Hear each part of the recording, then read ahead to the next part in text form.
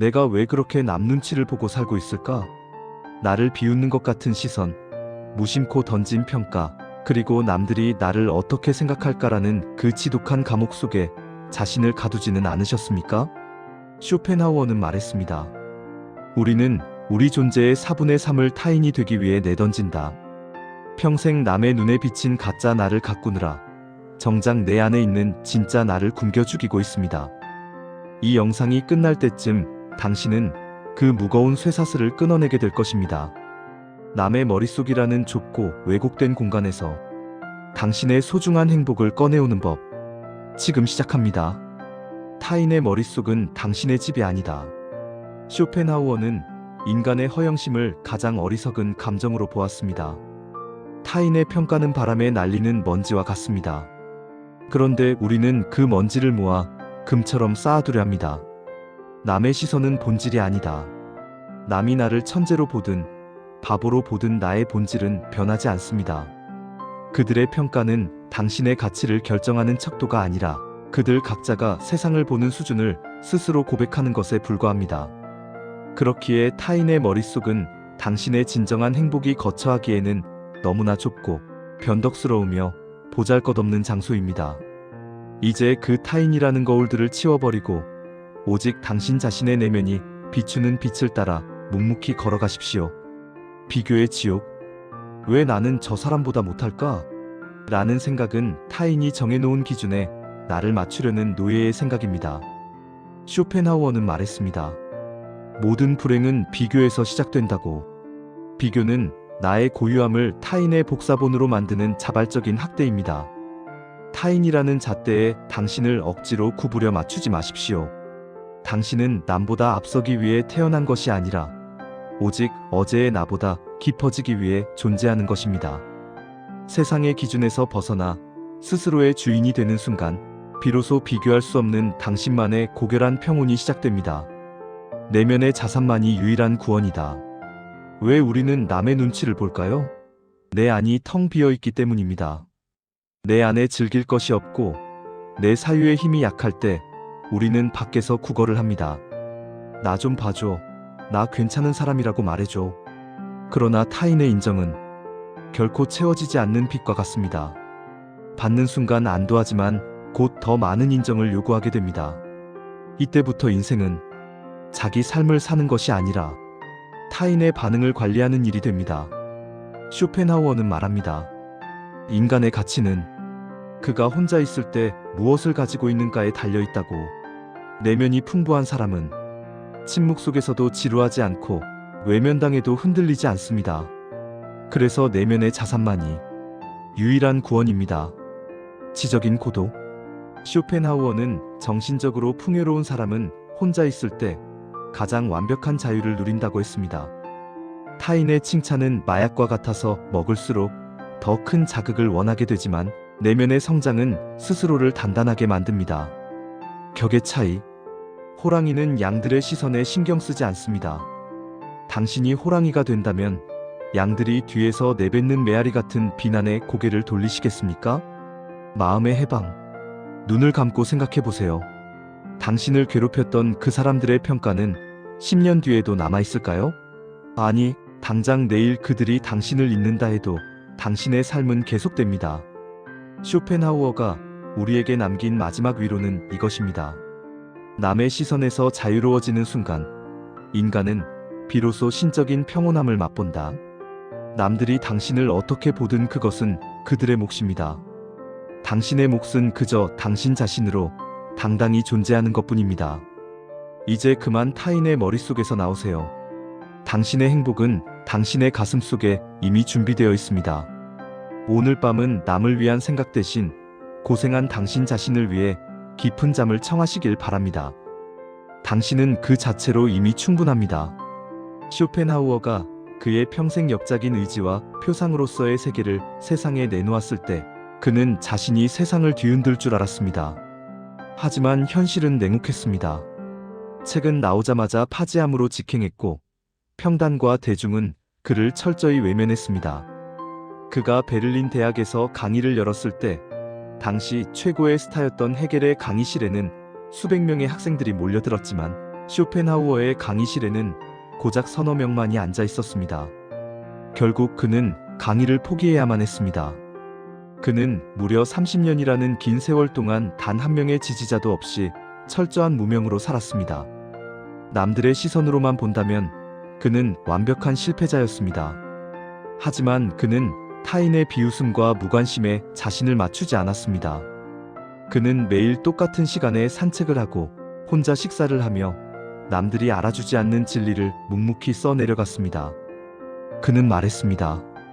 내 책은 먼 훗날 나의 가치를 알아줄 소수의 사람들을 위한 것이다. 태양빛이 안개에 가려져 있다고 해서 태양이 사라진 것은 아니다. 결국 그의 나이 60이 넘어서야 세상은 그를 발견했습니다. 30년 동안 타인의 시선에 굴복해 펜을 꺾었다면 오늘날 우리가 아는 쇼펜하우어는 없었을 것입니다.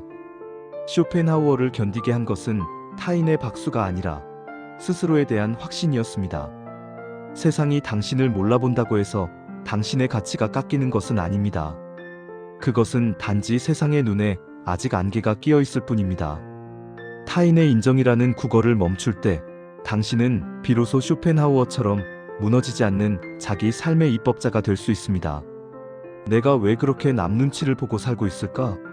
나를 비웃는 것 같은 시선, 무심코 던진 평가, 그리고 남들이 나를 어떻게 생각할까라는 그 지독한 감옥 속에 자신을 가두지는 않으셨습니까? 쇼펜하우어는 말했습니다. 우리는 우리 존재의 4분의 3을 타인이 되기 위해 내던진다. 평생 남의 눈에 비친 가짜 나를 가꾸느라 정작 내 안에 있는 진짜 나를 굶겨 죽이고 있습니다. 이 영상이 끝날 때쯤 당신은 그 무거운 쇠사슬을 끊어내게 될 것입니다. 남의 머릿속이라는 좁고 왜곡된 공간에서 당신의 소중한 행복을 꺼내오는 법, 지금 시작합니다. 타인의 머릿속은 당신의 집이 아니다. 쇼펜하우어는 인간의 허영심을 가장 어리석은 감정으로 보았습니다. 타인의 평가는 바람에 날리는 먼지와 같습니다. 그런데 우리는 그 먼지를 모아 금처럼 쌓아두려 합니다. 남의 시선은 본질이 아니다. 남이 나를 천재로 보든 바보로 보든 나의 본질은 변하지 않습니다. 그들의 평가는 당신의 가치를 결정하는 척도가 아니라 그들 각자가 세상을 보는 수준을 스스로 고백하는 것에 불과합니다. 그렇기에 타인의 머릿속은 당신의 진정한 행복이 거처하기에는 너무나 좁고 변덕스러우며 보잘것없는 장소입니다. 이제 그 타인이라는 거울들을 치워버리고 오직 당신 자신의 내면이 비추는 빛을 따라 묵묵히 걸어가십시오. 비교의 지옥. 왜 나는 저 사람보다 못할까? 라는 생각은 타인이 정해놓은 기준에 나를 맞추려는 노예의 생각입니다. 쇼펜하우어는 말했습니다. 모든 불행은 비교에서 시작된다고. 비교는 나의 고유함을 타인의 복사본으로 만드는 자발적인 학대입니다. 타인이라는 잣대에 당신을 억지로 구부려 맞추지 마십시오. 당신은 남보다 앞서기 위해 태어난 것이 아니라 오직 어제의 나보다 깊어지기 위해 존재하는 것입니다. 세상의 기준에서 벗어나 스스로의 주인이 되는 순간 비로소 비교할 수 없는 당신만의 고결한 평온이 시작됩니다. 내면의 자산만이 유일한 구원이다. 왜 우리는 남의 눈치를 볼까요? 내 안이 텅 비어있기 때문입니다. 내 안에 즐길 것이 없고 내 사유의 힘이 약할 때 우리는 밖에서 구걸을 합니다. 나 좀 봐줘. 나 괜찮은 사람이라고 말해줘. 그러나 타인의 인정은 결코 채워지지 않는 빛과 같습니다.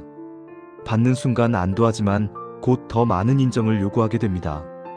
이때부터 인생은 자기 삶을 사는 것이 아니라 타인의 반응을 관리하는 일이 됩니다. 쇼펜하우어는 말합니다. 인간의 가치는 그가 혼자 있을 때 무엇을 가지고 있는가에 달려있다고. 내면이 풍부한 사람은 침묵 속에서도 지루하지 않고 외면당해도 흔들리지 않습니다.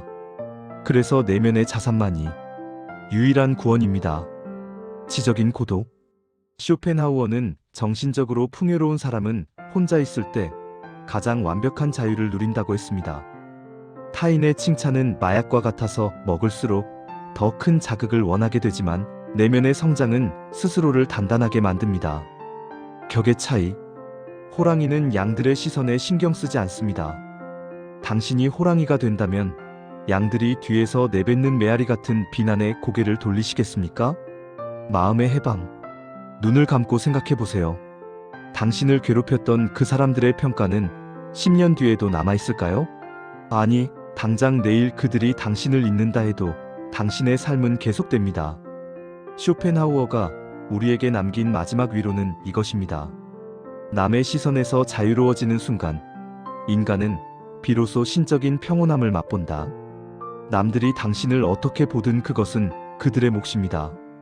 당신의 몫은 그저 당신 자신으로 당당히 존재하는 것뿐입니다. 이제 그만 타인의 머릿속에서 나오세요. 당신의 행복은 당신의 가슴 속에 이미 준비되어 있습니다. 오늘 밤은 남을 위한 생각 대신 고생한 당신 자신을 위해 깊은 잠을 청하시길 바랍니다. 당신은 그 자체로 이미 충분합니다. 쇼펜하우어가 그의 평생 역작인 의지와 표상으로서의 세계를 세상에 내놓았을 때 그는 자신이 세상을 뒤흔들 줄 알았습니다. 하지만 현실은 냉혹했습니다. 책은 나오자마자 파지함으로 직행했고 평단과 대중은 그를 철저히 외면했습니다. 그가 베를린 대학에서 강의를 열었을 때 당시 최고의 스타였던 헤겔의 강의실에는 수백 명의 학생들이 몰려들었지만 쇼펜하우어의 강의실에는 고작 서너 명만이 앉아 있었습니다. 결국 그는 강의를 포기해야만 했습니다. 그는 무려 30년이라는 긴 세월 동안 단 한 명의 지지자도 없이 철저한 무명으로 살았습니다. 남들의 시선으로만 본다면 그는 완벽한 실패자였습니다. 하지만 그는 타인의 비웃음과 무관심에 자신을 맞추지 않았습니다. 그는 매일 똑같은 시간에 산책을 하고 혼자 식사를 하며 남들이 알아주지 않는 진리를 묵묵히 써내려갔습니다. 그는 말했습니다. 내 책은 먼 훗날 나의 가치를 알아줄 소수의 사람들을 위한 것이다. 태양빛이 안개에 가려져 있다고 해서 태양이 사라진 것은 아니다. 결국 그의 나이 60이 넘어서야 세상은 그를 발견했습니다. 30년 동안 타인의 시선에 굴복해 펜을 꺾었다면 오늘날 우리가 아는 쇼펜하우어는 없었을 것입니다. 쇼펜하우어를 견디게 한 것은 타인의 박수가 아니라 스스로에 대한 확신이었습니다. 세상이 당신을 몰라본다고 해서 당신의 가치가 깎이는 것은 아닙니다. 그것은 단지 세상의 눈에 아직 안개가 끼어 있을 뿐입니다. 타인의 인정이라는 국어를 멈출 때 당신은 비로소 쇼펜하우어처럼 무너지지 않는 자기 삶의 입법자가 될 수 있습니다.